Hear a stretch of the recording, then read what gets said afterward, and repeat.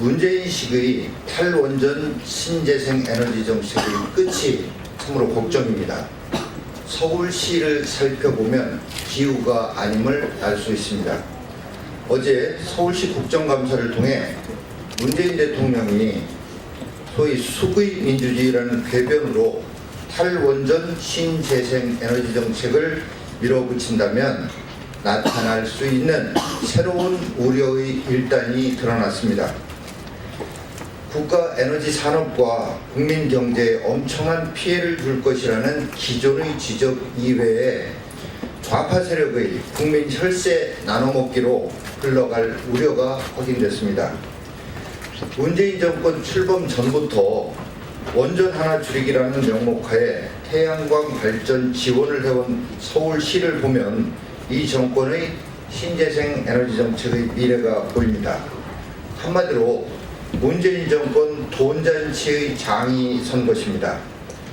서울시의 경우 임대 아파트는 태양광 발전 설치 비용 전액을 서울시 SH공사가 부담하고 일반 아파트는 85%를 지원하는 가운데 업자는 사실상 서울시로부터 수주를 하는 손 안 대고 코 푸는 그런 구도였습니다. 더 한심한 것은 수주업체 따로 시공 설치업체 따로라는 의혹도 드러났습니다. 또한 수주업체의 면면을 살펴보면 전문성이라고는 전혀 없는 소위 활동가, 운동가들의 모임인 협동조합이 대부분의 발주량을 수주하고 있습니다. 문제는 그들은 태양광 발전 전문가가 아닐 뿐더러 태양광 발전 시설물을 생산, 설치, 관리할 수 있는 시설과 인력과 자금도 없지 않은가라는 점입니다. 이 점이 사실이라면 서울시는 브로커들에게 혈세를 퍼붓고 있는 것이고 브로커들은 땅 짚고 헤엄치며 돈만 챙기고 있는 것입니다. 이 대목에서 업자인 허모 씨가 왜 그토록 거칠고 집요하게 국정감사 자료 요구에 대해 항의하고 협박성 언행을 했는지 그 이유가 짐작됩니다. 그런데도 박원순 시장은 시는 기준만 갖추면 보급업체로 선정하고 아파트 주민들이 최종 업체를 선정하니 문제없다라는 식의 궤변으로 일관하니 그 대통령의 그 시장답습니다. 여당은 어제 국감 과정에서 많은 의원들이 요구한 대로 서울시 태양광 사업에 대한 감사원 감사 요구를 받아들여야 합니다. 문재인 대통령에게는 소위 신재생 에너지 정책이 현장에서는 어떻게 굴러가고 있는지 정신 차리고 살펴볼 것을 주문합니다. 두 번째, 홍종학 후보자에 대한 논평입니다. 홍종학 중소벤처기업부 장관 후보자야말로 내로남불의 끝입니다. 홍종학 중소벤처기업부 장관 후보자의 중학생 딸이 초등학생 때인 2015년 8억이 넘는 상가 건물의 지분을 증여받은 것으로 드러났습니다. 또한 이 과정에서 소위 쪼개기 증여로 절세를 꾀했다는 의혹도 제기되고 있습니다. 홍 후보자는 경실련 재벌개혁위원장과 경제정의연구소장, 국회의원까지 지내며 부의 대물림을 거세게 비판하고 고액 상속 증여자에 대한 과세 강화를 주장해 왔습니다. 이런 홍 후보자의 전형적인 언행 불일시효 내로남불입니다. 홍 후보자는 중소기업과 벤처기업 분야의 실무 경험이 현저히 부족한 인사로 과거 논문에서 대기업을 암세포로 비유한 바도 있습니다.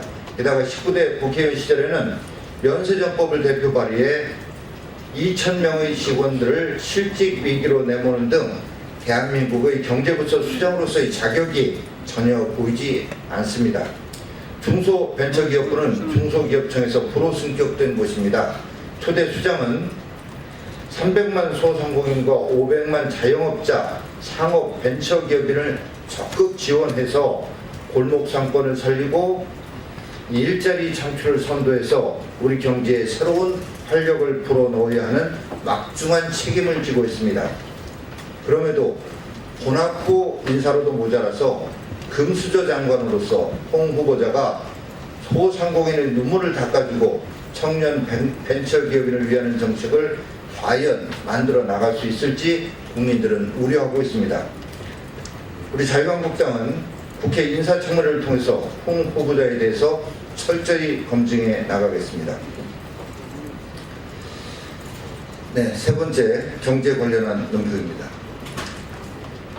경제 위기가 다가오고 있습니다. 정치 보복의 칼춤을 멈추고 경제를 챙기십시오. 한국 경제 곳곳에 빨간불이 들어오고 있습니다. 문재인 정부는 한국 경제의 앞날이 밝다라고 자화자찬하고 있지만 현실은 암담하기 그지없습니다. 25일 산업통상자원부에 따르면 올 들어 9월까지 제조업에서 외국 기업 투자가 20억 3,300만 달러로 5년 내 최저치로 떨어졌습니다. 제조업에 대한 투자는 고용 확대와 직결되는 문제로 가뜩이나 어려운 국내 일자리 사정이 더욱 악화될 것이 불보듯 뻔합니다. 출산율은 급격히 낮아지고 있습니다. 통계청에 따르면 8월 신생아 수는 32,200명으로 역대 월별 최소를 기록했습니다. 급격한 노령화와 저출산 현상이 갈수록 심각해지면서 인구 감소와 우리 경제의 잠재 성장률을 빠르게 낮출 것이라는 우려가 커지고 있습니다. 게다가 문재인 정부는 재원 마련 계획도 없이 공공부문 비정규직의 정규직화를 추진하고 있습니다. 적자에 허덕이는 공공기관이 수조 원의 예산을 투입해 비정규직을 정규직화한다면 그만큼 청년 일자리는 줄어들 수밖에 없습니다. 하지만 한국 경제의 지속 가능한 성장을 위한 노동개혁은 제자리 걸음도 못하고 오히려 후퇴하고 있습니다. 노조의 요구로 최저임금은 급격히 인상하고 저성과자 해고, 취업규칙 불이익 변경이라고 하는 양대 지침과 공공부문 성과제도는 폐기됐습니다. 이럼에도 문재인 대통령은 노동계 초청 만찬에서 개혁 얘기는 꺼내지도 못했고 민주노총은 아예 불참했습니다. 통상 문제도 대책 마련이 시급합니다. 당장 11월 초 트럼프 대통령의 방한 때 한미 FTA 재협상 논의가 진행될 가능성이 크며 중국의 사드 보복이 계속되면서 우리 기업의 피해도 눈덩이처럼 불어나고 있습니다. 살아날 듯하던 경제가 문재인 정부 출범 이후 위기로 내몰리고 있습니다. 하지만 이 정권은 모든 역량을 정치 보복에 올인하고 있습니다. 전 정부의 모든 것을 적폐로 보느라 일자리와 경제를 살려낼 조치는 외면하고 있습니다.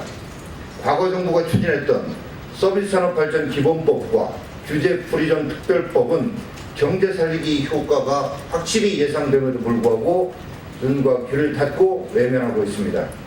제1야당인 자유한국당은 문재인 정부와 대한민국과 국민을 위해 정치 보복이 아닌 경제 문제 해결에 모든 노력을 다할 것을 강력히 촉구합니다. 이상입니다.